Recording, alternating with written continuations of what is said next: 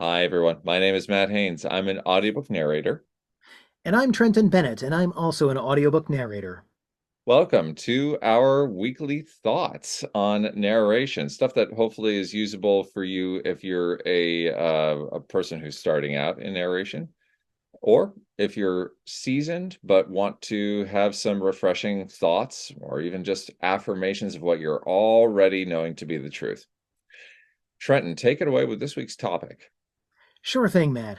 So, I'm starting my very first nonfiction title, and I'm excited about that. And it's my first project with a well known publisher, so I'm excited about that too. But when I go to social media, I originally had been taught by some of my earlier coaches don't really get too deep into what you're working on until the ink is dry or, the product is off to market. Just because you never know what could go wrong, you want to be careful when you socialize stuff. So I'd done a teaser over the weekend about what I'm working on without naming names.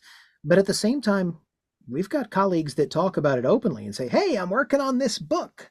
So I Mhm. could use your advice, Matt, on what you think maybe the best practice is. Well, there are two there's equal reasons for one and for the other.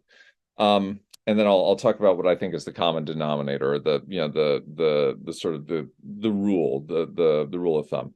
Um, so first of all, it makes a ton of sense to just not talk about the book ever until it's completely done, it's past QC, and it's on retail. Why? Because if you are sharing some stuff from it and it falls through, it makes you look like a failure. Whereas if nobody ever knew about the project to begin with and it falls through, then you're just doing what you're doing. And maybe there's a gap in news that you've been reporting about what you've been doing, but there's no failure to finish a project. So I can understand that. Also, let's not forget fans who might be quite excited to see a new book, and then you've got to let them down and explain to them what's going on. I've been fortunate enough to actually have a fan write me personally and just be like, "When is the next Josh Lanyon book coming out?" I was like, "It's in QC. You Oh, can expect it out next week." And they're just like, "Yes, thank you, thank you, thank you." And that was absolutely charming. Um, love those moments. isn't that great? Yeah. Yeah. Um, so that's one end of the spectrum. Now the other end of the spectrum is people and organizations and studios all the time, and I'm thinking of movies here, all the time they show like a preview of something and there's a scene from the movie that later gets cut. Um, and there is even there's a release date that has to get pushed back. And there's even something that I'll talk about that made us both laugh.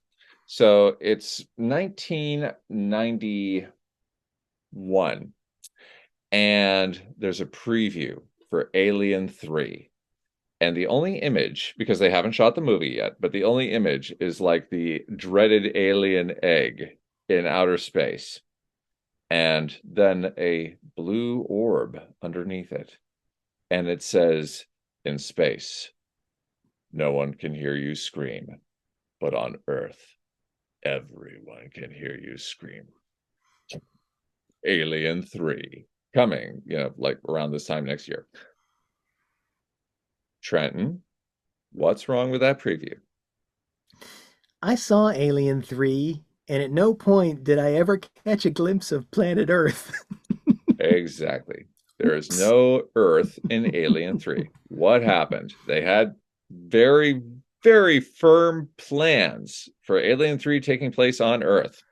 But you know what? It just didn't.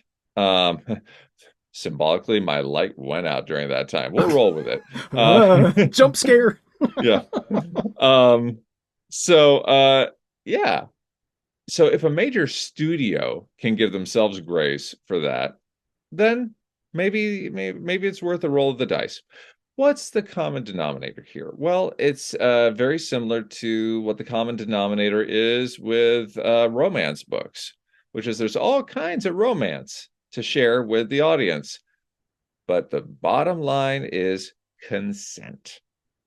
Make sure that the author is on board, or the rights holder or publishing agency, whoever is in top charge of the project, who you're answering to, that they give the thumbs up, and then you decide what you're most comfortable with.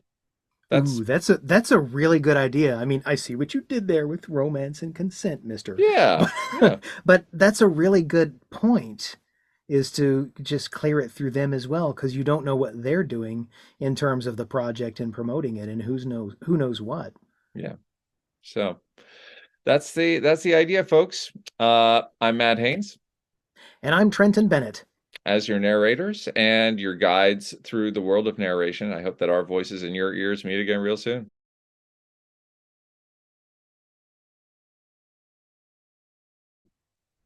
Thanks, everybody. Have a good day. You too. Everyone have a good day. That includes you, Matt. You have a good Thank day you. now, buddy. Right back at you. Maybe this will make the bloopers if I can edit it properly.